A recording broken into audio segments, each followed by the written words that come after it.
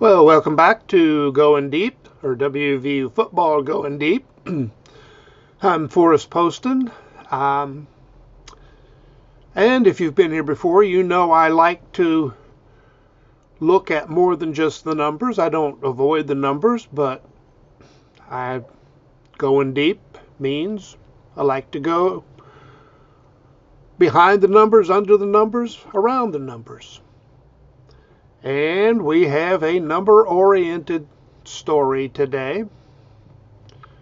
I'll have to put a link to the original story, and I forget where it was even published for the moment, but came out ranking the top running back rooms in the country. And West Virginia's ranked number 10, which, that's good. When you look at all the teams that West Virginia is ahead of, it's very good. And it may well be accurate. I'm not really sure if I have an issue with where they're ranked or not. I have some doubts and questions. But overall, I think I really just have an issue with the way the entire story is done, because they really don't do diddly to justify the rankings. When you look at it, almost all of these teams work out much the same if you look at how they, what they say is essentially their reason for the ranking. Quick run through. So West Virginia, Donaldson and White totaled over 1,600 yards. Okay, simple and accurate. Texas is number 9. They say Baxter, quote, strung together a nice freshman campaign. They call Jaden Blue a depth piece, and say that, hey, they've got a 4-star recruit coming in Jarrett Gibson, and he has potential, which, of course, a 4-star recruit should. Well, man, Kansas, no, shoot, I didn't write their star running back down, but had over 1,280 yards, and they point out his receiving yards, which I consider questionable, since they don't tend to do that than the others. Daniel Henshaw added 626 yards, so about 1,900 yards total. UCF, they rank number 7. R.J. Harvey had 1,406 yards and is back for, a 6th season, something like that. Johnny Richardson, a lot of yards on just 87 carries. And they've got a transfer, Miles Montgomery, who has averaged, almost 7 yards a carry in his career. Okay, well. Liberty, okay, they say, Liberty is a triple option, so they do mention the quarterback. Cooley had 1,400 yards, Lucas almost 1,600, next two guys combined for almost 400. I'll analyze that in a moment. Oregon's next. Say James and Whittington had fewer than 1,000 yards combined, but they said, well, Whittington was injured. That's their excuse. They just say, things are going to be better this year. And they've got a, recruit who was a, quote, former blue chip recruit. Alabama, 3 of their backs ranked 108 or higher in their recruiting classes. Georgia, Etienne was the number 2 back in the portal, had 753 years last year, but is expected to do better this year. And they've got 2 4-star recruits, although they don't mention their names. Well, Penn State's number 2 with Singleton and Allen, because those 2 guys have combined for over 1,650 yards each of the last 2 seasons. Well, they didn't do that well against West Virginia, now did they? And Ohio State's number one, and it seems to be justified. They go into a little more detail.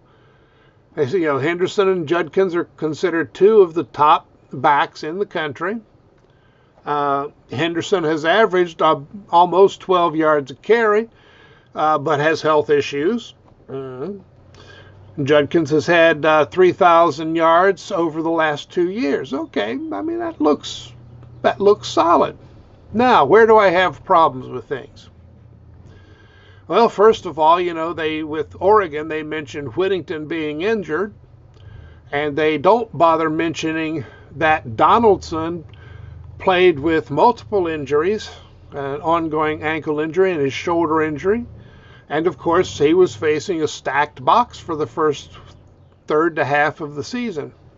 And White got his 800 yards in about 5 games.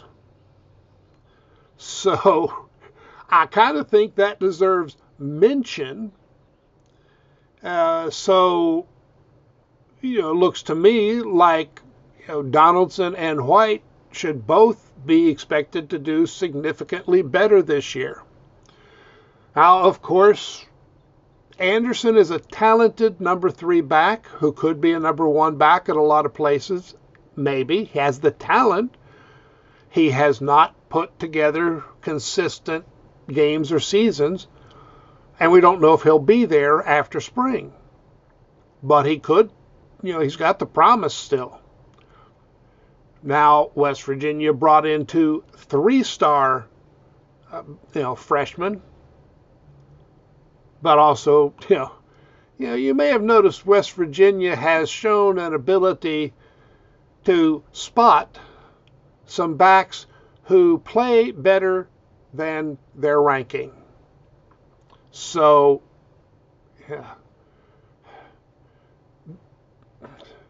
the 1 and 2 backs should be getting a lot more attention than 10th place if you compare the reasons given for the other backs, other teams.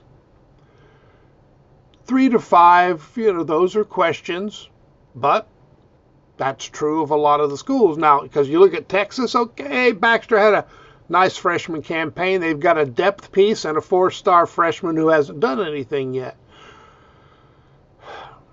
Well, looks to me like Texas is ranked because Texas is Texas. They did not justify anything over other schools. Kansas, of course, their offense is designed to get a lot of yards for their backs, and it didn't total anything particularly impressive. Good, but UCF, okay, they've got very experienced backs, and I think that's something that the writer should have mentioned. It's possibly the most experienced combination of talent on the list.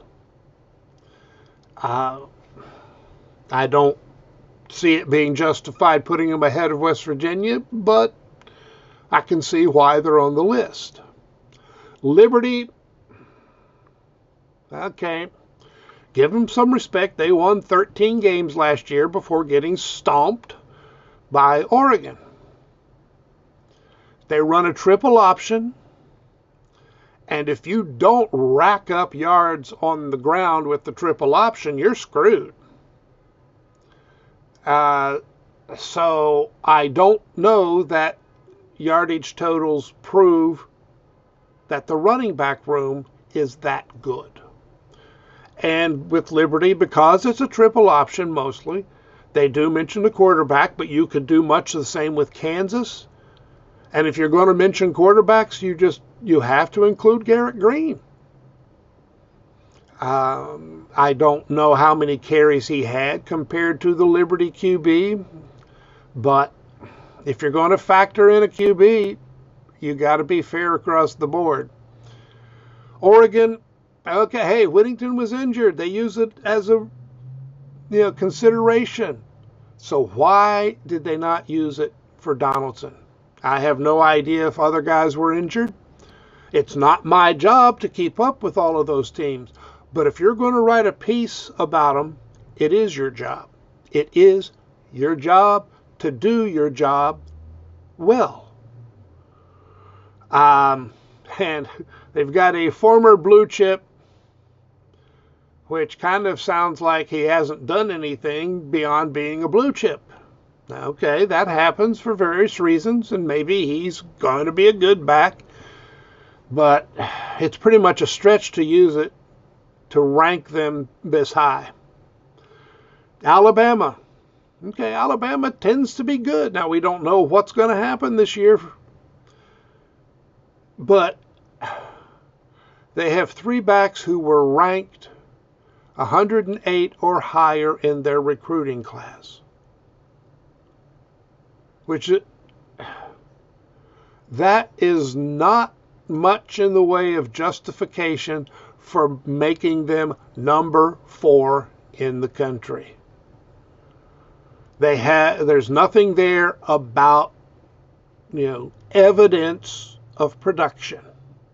So they're on the list because they're Alabama. Georgia.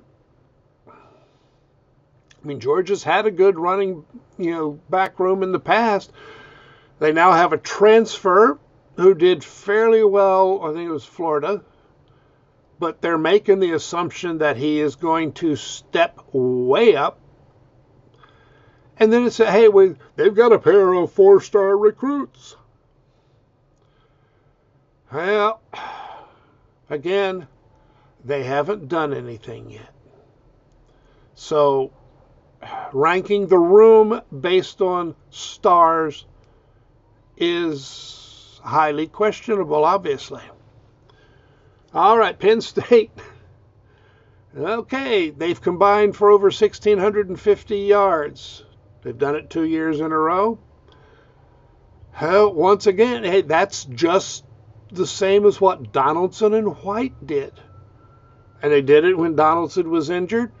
Teams were stacking the box, and White got most of his done in about 5 games. So we should be expecting 2,500 kind of maybe as the base goal next year from the pair, which to me puts them significantly ahead of Penn State.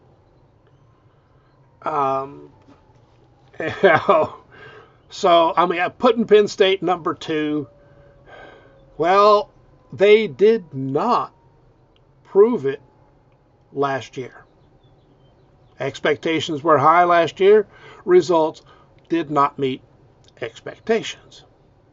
Ohio State, okay, putting them number 1, that might be the one that's justified. They've got 2 high-quality backs.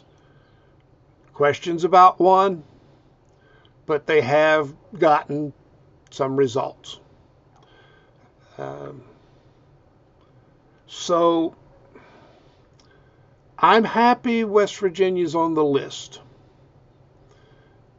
And West Virginia and Kansas are the only 2 3 Big 12 teams on the list, I guess. So that is pretty significant.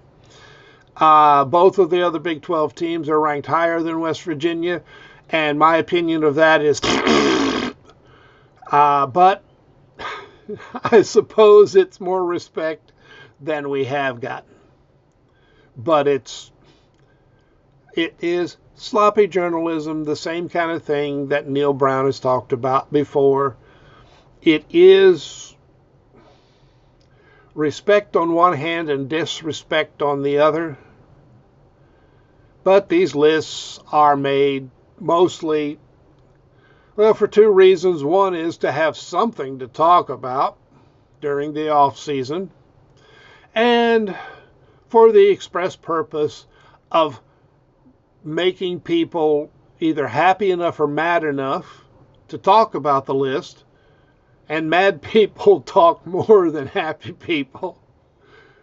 So they got me. I'm talking about the list. And also, of course, I do need things to talk about. So there it is. West Virginia's on the list. justification for placements on the list is minimal at best, often illogical, but it's out there. And it does provide something to shoot for. Because I don't think Donaldson, White, Anderson, any of these guys are going to think West Virginia should be 10th on the list. And they're going to prove that the list is disrespectful more than it's respectful. Well, thanks for dropping in. I didn't mention it earlier, but I do hope you will subscribe and click the thumbs up. Make comments. Please share. I'm in serious, significant need of that kind of help. In the meantime, I will look for other things to talk about. It is 12 days now until spring camp opens. Oh boy, it is coming. Now I do have to go run errands all over town, including, of course, buying cat food. So I'm going to get my butt in gear, see what I can do against inertia, which requires this mass that is not in motion to get into motion. Thanks for dropping in. I will see you again later, and so long.